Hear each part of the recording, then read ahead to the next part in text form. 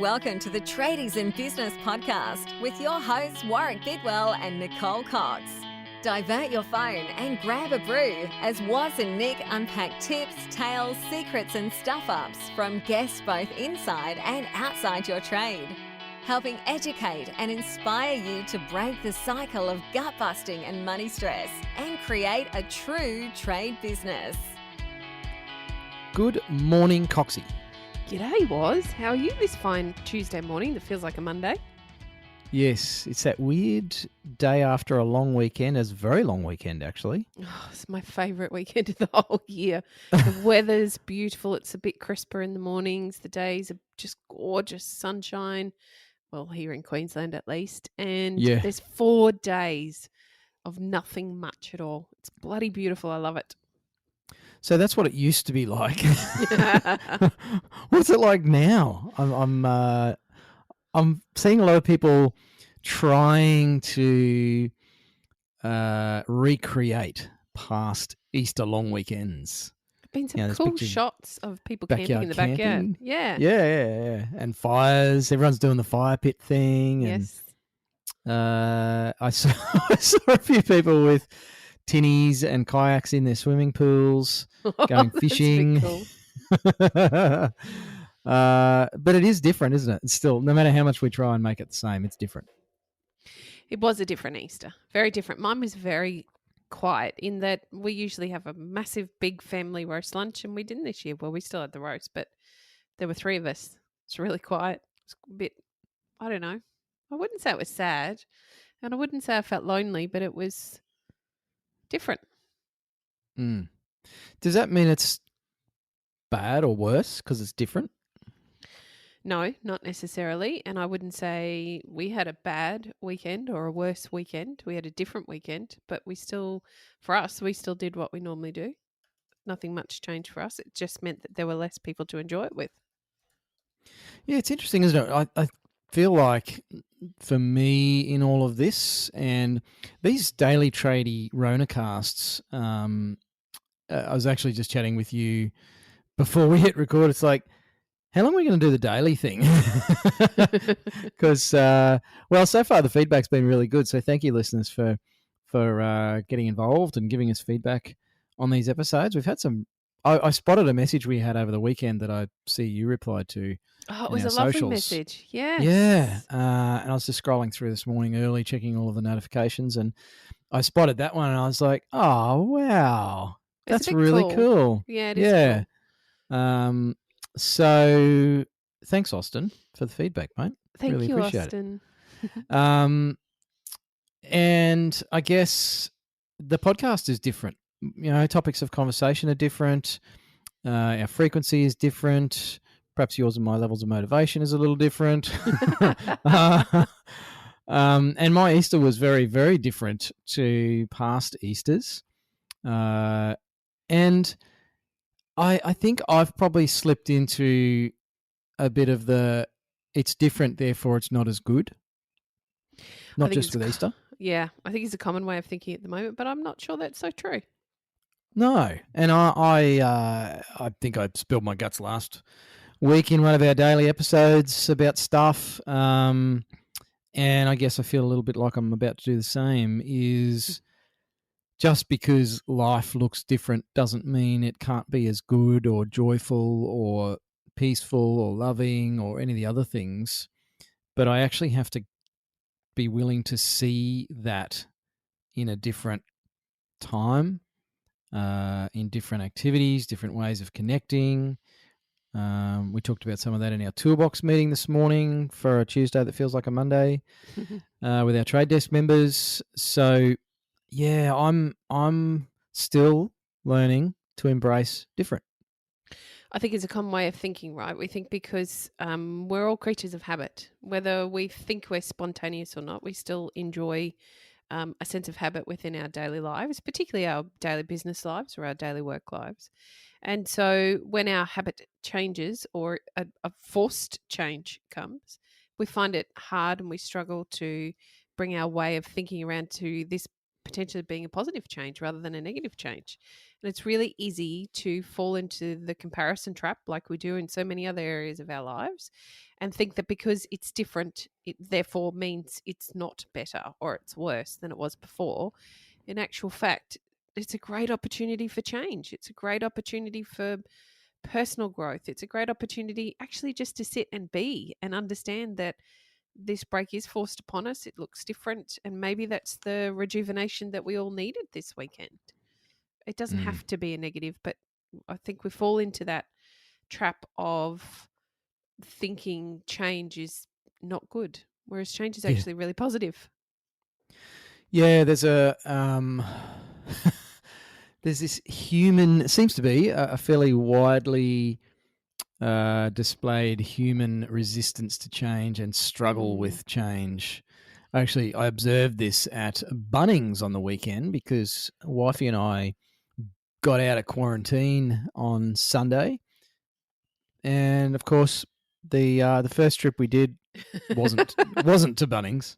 Actually, our first trip out of quarantine was to go and collect some chickens because we're living on our little farm down here in Tassie now. The Tradies in Business Farm Studio. This could be like the farm retreat, or the where we send people, because they sent convicts to Tasmania, which is probably why I'm here. That's why you're here. we could send naughty tradies in business members down here for rehabilitation. But we do live on a little hobby farm now, which is wonderful. And when we got out of quarantine on Easter Sunday, the first thing we did was went and bought some chooks so we can get our own eggs and stuff and get some birds again, which is wonderful. But one of our other trips was to Bunnings to get a few essential things for the chook house so they didn't escape and get eaten by quolls. And I watched this guy, and if you haven't been to a Bunnings recently, I think most of them have the bunting, the safety cones with the bunting on the entrance. So you have to file through like you're at a bloody concert and do the zigzaggy thing, and it's all spaced out 1.5 meters. And it's all that actually stuff. the same in Woolworths here now. Oh, wow. Yeah. Geez, okay. And I must admit, I found it a bit challenging, just that change. I'm used to just walking straight in, grabbing my stuff, and I got to the entrance, and I'm like, what's with all the fluoro bunting? And I'm like, right, I see what's going on here. And so, like sheeple, we bad our way through the entrance thing, and this guy, long hair, probably 20s, black backpack, flannel, black jeans, just had that look, that stereotypical look of someone who doesn't like rules and authority. And he decided, hang on, what colour jeans were yours, Warwick? Well, I'm describing myself, to be honest. But he tossed his backpack under the bunting and into the entranceway, sort of slid along the ground. And then he proceeded to do a MacGyver type slide under the bunting to shortcut the whole process and straight into the entrance. And one of the security guards promptly said, mate, go out and do it again properly. And so rather than do that, said individual decided that was more than he could handle that day. And so he proceeded to walk through all of the bunting and pull down the whole setup and tangle it all up and kick the things. And while the security guard's yelling at him, and he's untangled himself, turned around, flipped the bird, shouldered his backpack, and stormed off through the car park. He wasn't having a very good morning, was he? He wasn't feeling very good about change, I don't think, Coxie. No, I think he was struggling just minorly. And it was the epitome of, I think, how a lot of us are feeling right now. Right. This guy just displayed outwardly what we all wanted to do, which was like, oh, seriously, can we just not be treated like human beings with free thought, and we can all be trusted to walk through an entranceway? But here's and the keep problem. Our distance? Okay, so I have been a little ranty about this all weekend. as I've observed my neighbours coming and going and doing their usual thing. But one of the Yes. things I was ranty about, I've stopped going to the shops for food. We're living on whatever's left in the cupboard and the freezer until I absolutely have to go. Because I find that when I get to the supermarket, I might stand and observe. So I'm very cautious not to be touching things on the shelf. I don't know whether I've come in contact with the virus or not. So for me, I'm consciously being sure I'm not touching the shelf until I have to and I get my one product that I particularly want, which means it's taking me a little longer to observe the shelf and find the product to be sure about what I'm choosing before I do. So I'm standing at the opposite side of the aisle and looking straight ahead. And people will just come and jump in front of me because their needs in that moment are more important than mine. It doesn't matter that you can clearly see I'm standing there looking ready to make a choice. I'm clearly taking too long for them and they need to push in front, therefore not obeying the social distancing rules in inverted commas. So I think that as much as I understand his frustration and as frustrated as I am in the whole damn process, if we don't have those measures in place, there is a section of the community that are not interested in anybody but their own needs. And I think that's what that stuff's protecting us from. Yeah. To me, it's sad. I find it quite heavy, and I really felt shit walking out of Bunnings with our stuff. Like I bought gumboots because it rains a bit down here in Tassie. Wellies. And I'm sick of getting wet socks. Yeah. Gumboots and, like I said, some stuff for the chicken house. So, it was reasonably essential. Like we've been locked up for 2 weeks. We haven't left the property at all in 2 weeks for anything, and not even for food. So there's some things that we quote unquote need for our life. And I don't know, I looked at some of the stuff other people were there buying. I'm like, I don't know. That looked like a stretch that was essential. So is that not the biggest problem, though? It's the interpretation of the rules, because the rules are so loose that each interpretation is different. So, for example, I actually put a post on my personal Facebook page a couple of weeks ago about how my neighbours were regularly continuing to play golf. And most of my friendship base agreed with me. But one very brave lady, an older lady, said to me, quite honestly, if they shut the golf course, my husband, who suffers from PTSD after being away at Vietnam, would not cope, and I seriously worry about his mental health. So he's practicing social distancing on the golf course. It's a form of exercise. It actually made me step back and think, okay, well, I really understand and value what you're saying in this position, and it's a thought process I hadn't been through. So what's to say that tin of paint at Bunnings that you and I don't feel is essential is actually essential for that person to keep them mindful, in a good headspace and moving forward, rather than getting sucked down into a depressive state, for example. So I feel that because the rules are open to interpretation, I interpret them very differently than you do, or clearly my neighbour does. And it works for each person rather than them being hard and fast. So I think we're being given a degree, if you like, of that flexibility for us to be common or have that common sense as individuals. But there's going to be a point at which we start to rebel. When I'm watching my neighbours coming and going all weekend, and my poor dad is calling every couple of days because he's actually falling into a pretty bad place because he's on his own. He hasn't been able to get out of the house. He can't see the grandkids. He can talk to us on the phone, but he doesn't get to see us because he's not great at technology. I'm reaching the point where I think, you know what? If my neighbours can have their parents over, why can't I drive the hour to visit my dad, who clearly needs it for his mental health? So it's that interpretation, I suppose, that looseness of interpretation, because the rules are so vast or broad that we are starting to see the differences in personalities. I guess, just to hijack your little rant, sorry. No, I think it's a very deep rabbit hole, and it's one that I'm going to Chuck Norris the shit out of this with a segue to leading our business teams and our households in our roles. I'm ready. I'm poised. I've got my kung fu hands at the ready. I'm taking the fighting stance. If you think about what you've just described, with there's been some rules set, decisions made by leaders, whether we like and respect them or not. Mm-hmm.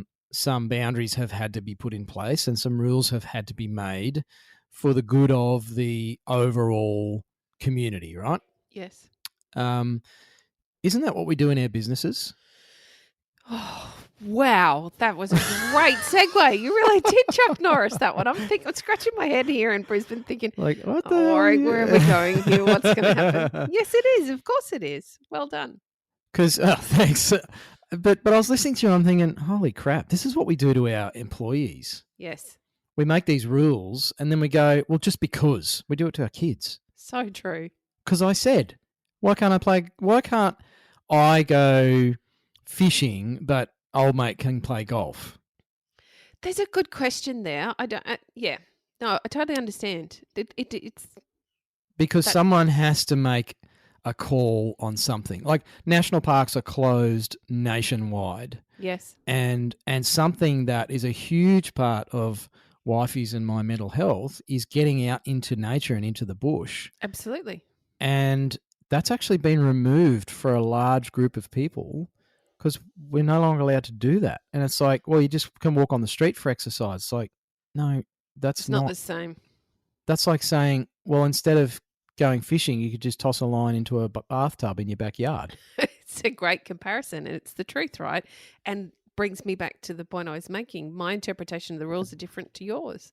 And, for old mate next door to be playing golf is obviously very important to his way of life, to his headspace. Otherwise, he wouldn't continue to do so.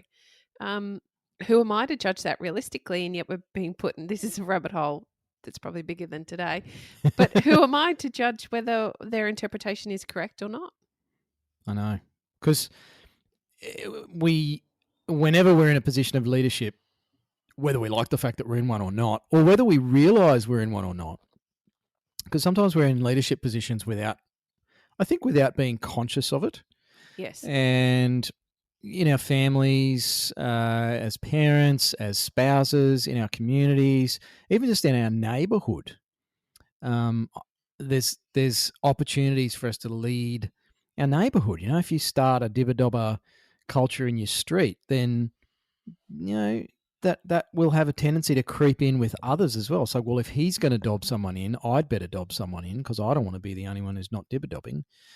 And in our businesses and with our teams, we're obviously in a obvious position of leadership. But a lot of times I think business owners do things a certain way or make quote unquote rules that are still open to interpretation, but we forget that other people might see that differently to us. Yes, good point. Just like the national parks thing. I can sit at my dinner table and rant and rave about how they've taken away my mental health and physical exercise activities, and how come these other people get to do these things but I can't do that.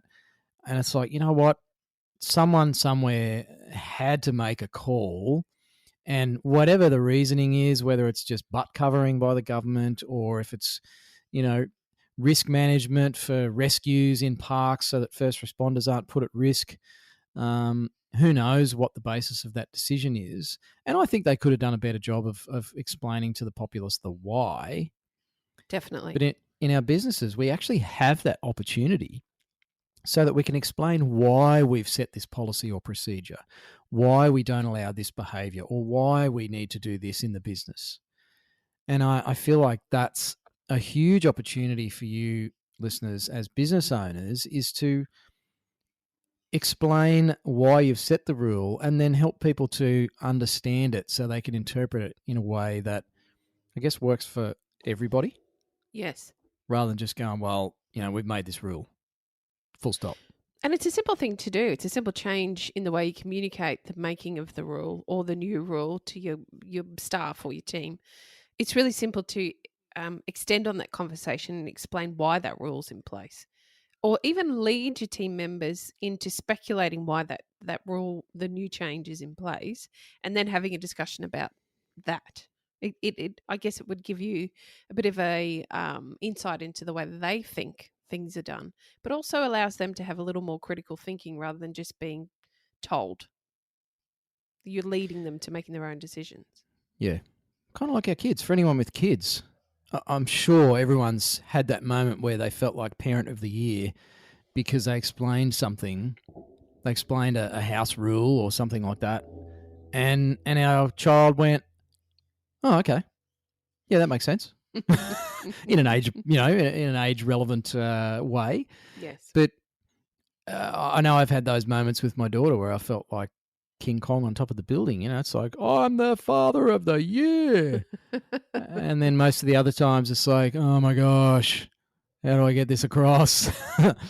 And it's the same with our teams. It's just people need to understand more of the why. They won't always agree. And that's the thing. I don't agree with a whole lot of the stuff that is being done at the moment. Yes. In terms of the Rona, but I understand the why. Yep. And so I comply grudgingly in a lot of cases, but I comply because I understand why they're doing these things. I understand enough of the why at least that I'll go along with it. And I think that's a huge Chuck Norris parallel segue into our businesses. And if it's not, I just made it one anyway. So there. Well, you've nailed. I personally think you've nailed it. I think that was very clever. Well done. Gold Thanks. star for you on this Tuesday that feels like a Monday. Oh my gosh, my head is just all over the place. I just want to go sit in my hen house and talk to my chooks. They They don't need to talk know back much. why. Yeah, No. they don't need to know why. It's like, No. ooh, grass. And lettuce and greens and Yeah. yum. So, Coxie, we have a jam-packed week. You can tell I'm wrapping this up. Well, we just did. We've gone over the 20-minute mark. We did promise to keep these shorter, and yet we still managed to ramble. Sorry. But we are packing a lot into our weeks for you, for our listeners and our members. And our why is because of the feedback from people like Austin. That's part of our why and why we're doing daily TradieRonaCasts, why you're having coffee with everybody in a couple of hours' time or 90 minutes' time when we're recording this. So I better hurry up and get this episode up. But, Tuesday morning, coffee with Coxie. We're continuing our Wednesday afternoon, basically coaching calls. We've done a 4-part web series which finishes Wednesday, the 15th of April, and then we're going to continue our weekly coaching sessions, basically, for our members. And we've got tradie drink hour thing on a Friday afternoon at 4:30. The groups are going off. We've still got our free offer on the trade desk, so you can get into some paid content for nothing. So we're doing a whole bunch of stuff because of the feedback, Coxie, but certainly the feedback tells us that we're doing some good stuff here, and we really are grateful for all of you tuning in and giving us feedback because it's part of our why to keep going and doing this stuff. So if you're getting value from it, let us know. Send us some messages. Give us a review on iTunes, actually, Coxie, please, or Spotify. We rarely ask for that. Yeah, hit us if you like the podcast. If you're listening to this right now, please go to your computer because you can't do iTunes reviews on your phone, I don't think. And you're stuck at home anyway. So jump on the computer, go to iTunes, find our podcast, and give us a 5-star review. Leave some comments or something there, and I will promise to read out the comments word for word in an episode coming up. There you go. Oh, goodness. What have we just opened the door for? Word for word. Yeah, there's suck. a challenge. I dare you to write a comment on iTunes in the review Please section. reference Chuck Norris. Yes, so that I read it out word for word. So we'll be checking those. I look forward to that.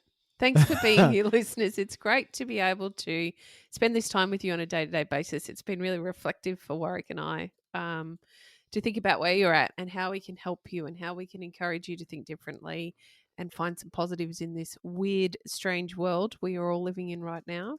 So thank you for being here. We really appreciate it. We look forward to chatting with you tomorrow on Wednesday. Holy Thanks, moly. listeners. Thanks, Coxie. Wednesday, my gosh, mid-April. Holy I'm going to go split some firewood. Good idea. Bye. Hooroo. You've been listening to the Tradies in Business podcast with Warwick Bidwell and Nicole Cox. Find out more about today's guest, tools for your trade business, and other cool stuff at tradiesinbusiness.com.au.